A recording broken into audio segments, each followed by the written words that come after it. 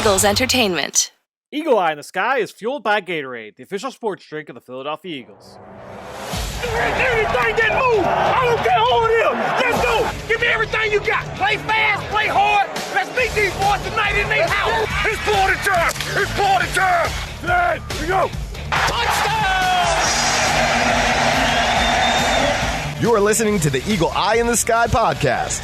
Now here's your host, Fran Duffy.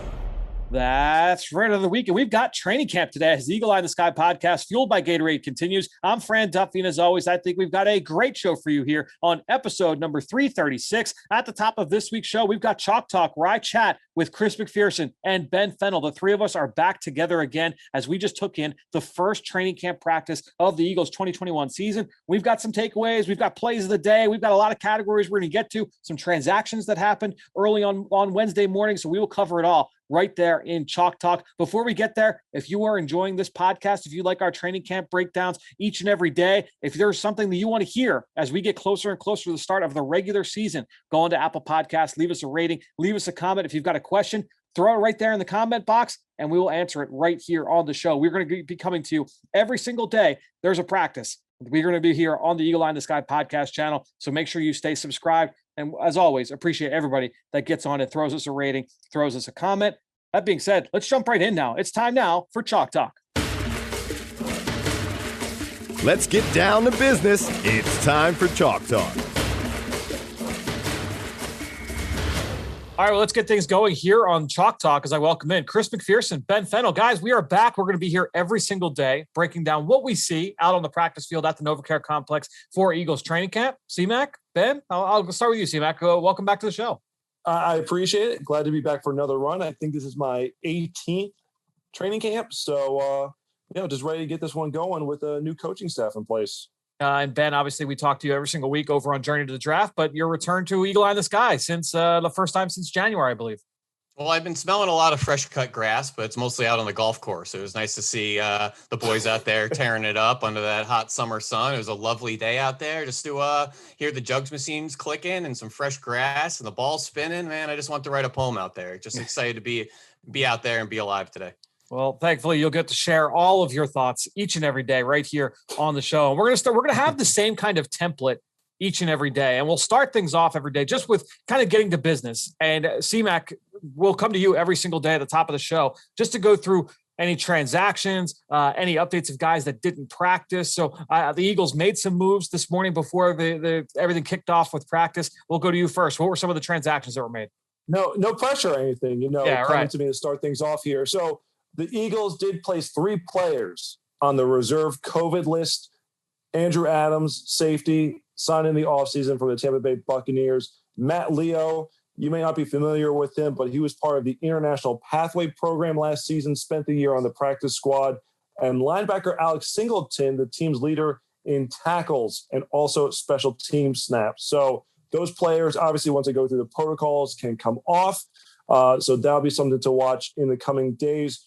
It is also important to remember, too, for those that don't remember the COVID-19 list, is that just because a player is on there does not mean that they tested positive. It could be that Correct. They were a close contact of someone who did. So this doesn't signify, this person isn't vaccinated and now they're positive. No, all this means is that they either got a positive test or they were in very close contact with someone who did. Certainly. So a couple other transactions here. These players were placed on the active physically unable to perform list. That's because of last season's injuries. LaRaven Clark, who has the Achilles, he suffered that last season with the Indianapolis Colts, was signed to add depth there along the offensive line. And Rodney McLeod, who's eyeing that week 1 return, said that he'll be ready for the season opener, but he opens training camp on the active PUP list. Basically, he can come off of that at any point. Either one of these players can come off of this at any point.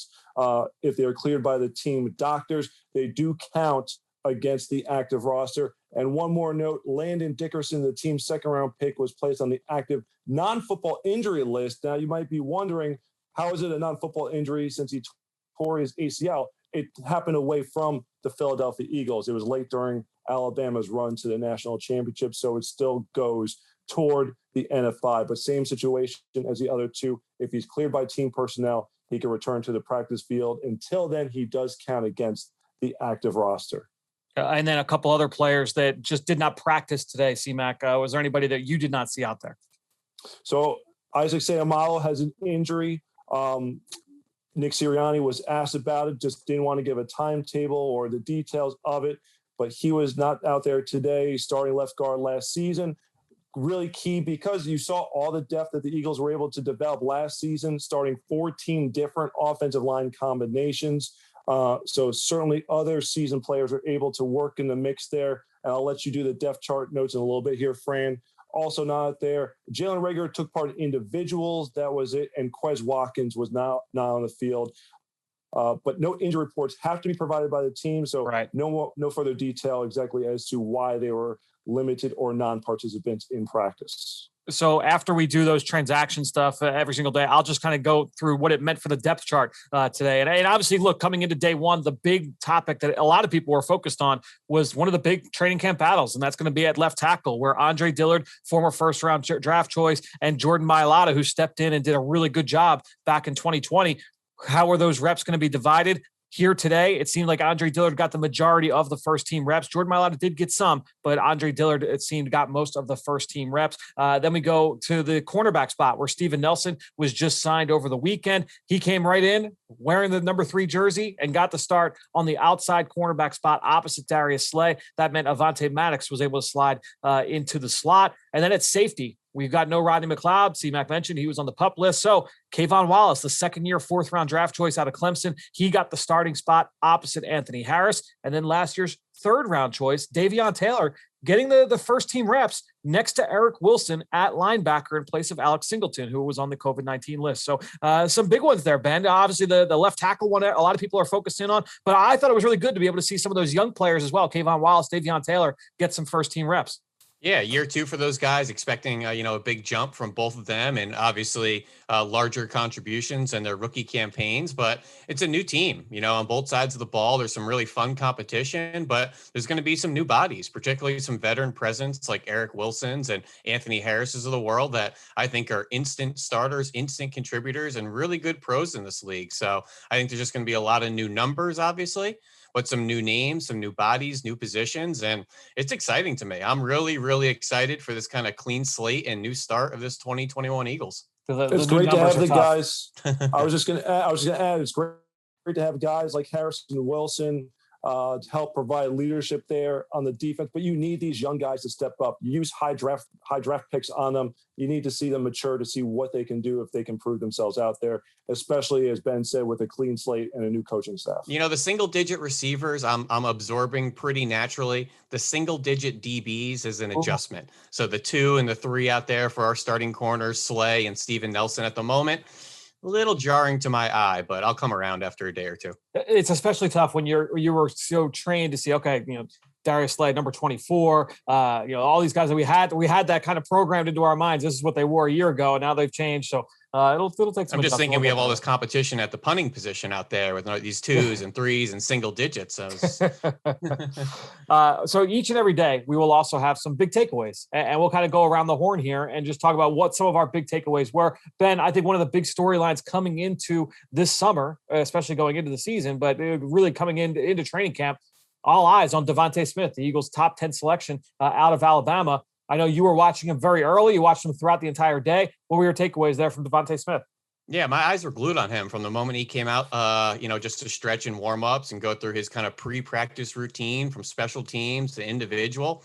And it's just so rare for a non-quarterback to have such a command of his position group already.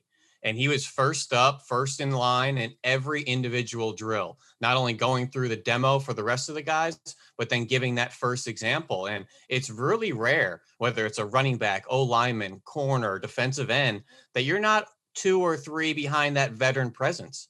It's a young receiver room, but being that top draft pick, that Heisman Trophy winner from the University of Alabama, it's everybody get out of my way. I'm that alpha presence. I'm going to set the tone. I'm the leader despite being young and despite being new. And I just think it's a really infectious personality. And listen, he isn't a big rah-rah guy. You don't see him talking a whole lot out there. He's very to himself. He's kind of that quiet assassin type of player that, you just kind of get goosebumps watching. And he's just one of those infectious presence that you just do not want to take your eyes off of him. He's a guy that leads by example. And from day one, he's getting right after it. You had some really good notes in our practice notes, which are going to be up on PhiladelphiaEagles.com. By the time you are listening to this, I believe they will be up. So make sure you go check that out on PhiladelphiaEagles.com, the Eagles mobile app, our social channels. We'll have all the practice notes out there at that point. Ben was watching. Devonta had a couple of really good notes on specific reps that he took over the course of team drills. C-Mac, I'll come to you next. What your big takeaway here from day one? Big takeaway was just seeing Nick Sirianni in his element. Okay, he didn't have any 7-on-7s, no 11-on-11 team drills during the spring. It was a lot of just teaching and walkthroughs. This was the first time that we were seeing team-on-team action, 7-on-7 drills, and you also had the fans there in attendance, some fans there being able to partake in the action. So it's almost, getting closer and closer to that pre-COVID normal out there on the field. But for me, it was just seeing the head coach, that infectious, energetic personality, being able to run the team for the first time in this type of setting and to really kind of kick off a new era of Eagles football. He spoke after practice today, C-Mac. Any big takeaways? I guess I know you're writing off of it for an article that will be up on PhiladelphiaEagles.com as well. Dave Spadaro will have pieces as well reacting to day one. But any big takeaways from Nick Sirianni, who had a press conference as well with Eagles general manager Howie Roseman after practice? Yeah, a lot of big picture, takeaways from the team, just the state of the team overall. Looking at the quarterback position, what he wants to see, what they want to see with Jalen Hurts, and they want him to take the reins. They gave him all the first team reps. He earned that, they said, for today's practice, because people were wondering, will Joe Flacco get some first team reps? But they said Hurts has earned it to this point, but they want him to seize the opportunity and take command of this football team. Some other topics there ranging from, the new defense that's coming in place and some other different things along the line. But overall, it's just very big picture topics here, just a kickoff training camp, getting that first practice under the books and, to start working their way toward the 53 player limit, which they'll have to do following the 3, oddly enough to say, preseason games. To me, my big takeaway, I would say would be Steven Nelson. And I was really interested to see what would his role be on day one. He's only been here for a handful of days, and he's wearing the number 3 jersey. He got here about 3 days ago, and he entered the starting lineup. And like I said, he got the starting nod opposite Darius Sled. And what's interesting to me, it's almost like, guys, obviously it's the middle of baseball season, right? So when you look at a starting rotation for a baseball team, you remove that number 2 pitcher from the rotation. Now everybody bumps up and everything's kind of out of whack. It doesn't feel right. You insert Steven Nelson into this cornerback room, and it's like, now Avonte Maddox slides into the slot role. That feels really good. You don't have to press Zach McPherson into immediate starting duty. That feels good. You don't have to. All these other guys can kind of slide into roles that you might feel a little bit more comfortable with. Obviously, corner was a question mark coming into training camp. What was that position group going to look like when you throw Steven Nelson into that group? Now everybody can kind of slide into these roles. He had a couple of nice plays today. He had a really good pass breakup on a screen pass intended for Devonta Smith. It was on the opposite side of the field, but it was a really quick throw from Jalen Hurts, and Nelson stepped in. He kind of swallowed that screen right up. And Ben, I know you and I studied Steven Nelson with the Pittsburgh Steelers last year as the Eagles were preparing to play Pittsburgh. And I went back and just looked at our notes on Steven Nelson. We talked about how competitive he was, how feisty, how instinctive, really good man and zone. He's a battle-tested corner, and he's going to be able to step in and have that kind of immediate impact. It was just good to see him kind of step in and say, all right, this will be my spot here on the outside. Yeah, and I was surprised to see him in there with the 1s right away, considering he just got to the area and in the building over the weekend. I thought maybe get your feet wet with the 2s or the 3s, but number 3 was out there opposite of Darius Sled, first and foremost in practice. So for me, one quick note on Nelson before we transition there, Fran. It seemed like he's played right corner most of his career. He was lined up on the left side, so it'll be interesting to see if he and Slay, shake things up, mix things up, or if this is something that they're envisioning to keep throughout training camp here. It's interesting you say that, C-Mac, because that was honestly one thing from the sideline. I was furiously jotting down notes because, and this is honestly a perfect segue into our next category here. We're going to go through a big question every single day where I'll ask a question and each of us can kind of answer. And the question I wanted to ask today is, what are you most excited about in week 1? So over the next few days here in training camp. And for me, it is the identity of this defense. And it's not just I've talked about this here on the podcast before, but everybody gets so enthralled with, is it 3-4? Is it 4-3? But it's just usage of personnel. I feel like, when we look back over the last few years, all right, you had a left defensive tackle, a right defensive tackle. You had a left corner, you had a right corner. Would that be the way that these guys were used here today? And while there were some periods where Darius Sled was left and Steven Nelson was right, there was a period where they were swapped, right? So it's just those kinds of things are interesting. Fletcher Cox, is he always going to be the left defensive tackle, or is he going to be a 3 technique, which means he bounces back and forth depending on the strength of the defensive formation? And so to me, those are some of the things that I'm most excited about. We know, watching the Colts, watching the Vikings, watching where Jonathan Gannon has kind of been with and the defensive coaches he's worked with, we kind of have an idea of what the identity of this defense is going to be. They're going to be fast. They're going to be physical. They're going to be violent. And I thought we saw some of that today. We saw some chippiness. We saw some edginess just on day one, guys punching the ball out. We saw some good stuff. So to me, like, that's what I'm most excited to see, especially once the pads come on, is just the identity of this defense. So that to me would be the big thing that I'm looking for. Ben, what would be the number one thing you are most excited to watch here in the first week? Well, a lot of times that identity of the defense is predicated by your personnel down the middle of the defense. Which the safeties and linebackers of the Eagles this year, we could be seeing a whole lot of new bodies. Yeah. So we just mentioned the 2 new safeties in Kayvon Wallace and Anthony Harris coming over from Minnesota Vikings. But I think the linebacking core is going to be a daily kind of study. And even with an Alex Singleton, who led this team in tackles last year, not on the field, really interesting combination of, Jacoby Stevens, who's a rookie at LSU, or TJ Edwards or Sean Bradley heading into year 2, Davion Taylor into year 2, free agent Eric Wilson. A lot of interesting bodies in there. I just want to see, as the week progresses, as camp progresses, who really solidifies into those starting roles, or maybe we know somebody's just a sub-package player. Maybe somebody's just happy to be a third stringer and on special teams.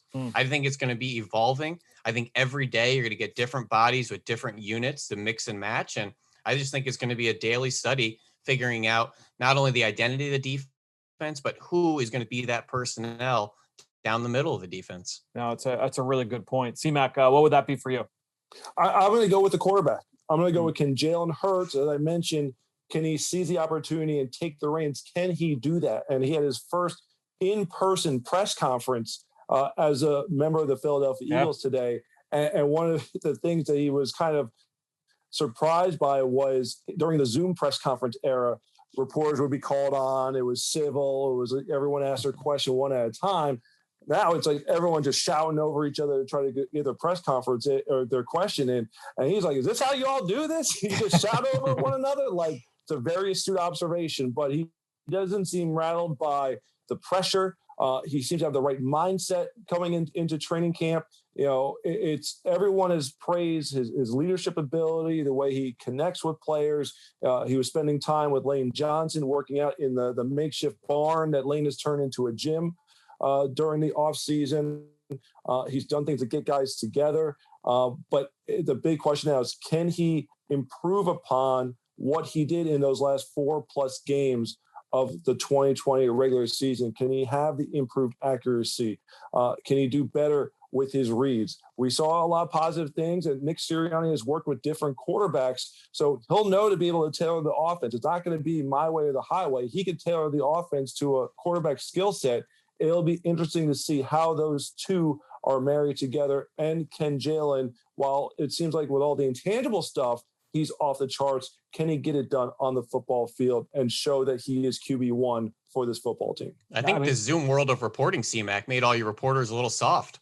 For the past year, all the questions were in a nice order. Everybody was called on properly. Hope you didn't lose your edge out there in the in the locker room scrums. I will say it was a little rusty during Nick and Howie. I was trying to get my one question in, and like Howie was like, let me get to my man Chris here real quick to get his question, because I kept screaming over. But I think the biggest thing also is just you lose the connection. It's hard. Even we're doing this now through Zoom. It's not the same as when you're doing it in person. You can't naturally react to each other, or if you have some crazy comment, you might want to jump in there, but it can be a little disruptive doing it over Zoom. So it's that human element that you lose when it's reporting, when it's recording a podcast like this. And that's better for both sides. The players want to see you too. You don't ever want to just talk to a screen of people and, have it be so impersonal. Just having that intimacy of face-to-face interactions. I think we're all craving that these days. Yeah, certainly. And it's good to be able to see that we're getting a little bit closer. Hopefully we can continue moving closer back to normal as we get through the rest of the season. Last thing I want to hit on every single day is just a play of the day and what it might mean for it might be something small. It might be something big for me. I'll tell you what, I mentioned Kayvon Wallace. He kind of flashed a little bit. And it was the first team period, I believe. It was one of the red zone periods.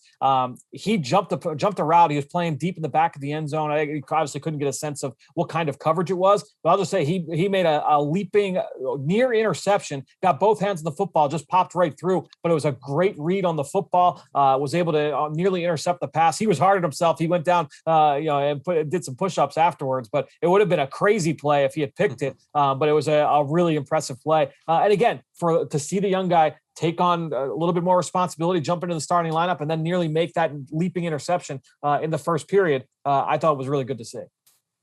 Yeah, absolutely. It was nice to see him in that opening period. A couple of nice plays by defensive backs that opening period. Josiah Scott, I believe, with the interception on the little angle route to the running back. But took me a little bit of an adjustment to realize Javon Hargrave wearing number 97 out there. Milton Williams now wearing 93. But there was one play I just said, let me focus on Brandon Brooks this play. I want to see how he looks. Just so happened this was a play. Javon Hargrave whooped him at the point of attack, gave him a nice Olay move. Brandon almost fell on his face, but it was just a nice little flash from Javon Hargrave, who is kind of forgotten, in my opinion, in this defense. We spent big money on him last offseason, wasn't always healthy. Obviously, a lot of moving parts on the defense. If he's ready to go, Fletcher Cox ready to go, add in Milton Williams with Derek Barnett, BG. Let's figure out who the linebackers are. It's a pretty interesting front seven group. So Javon Hargrave flashed a couple times to me, in my opinion. Hargrave was just so quick. Yeah, I love that you brought up Hargrave because, like you said, Ben, injury slowed him. He had the pectoral injury, I think a hamstring injury on top of that.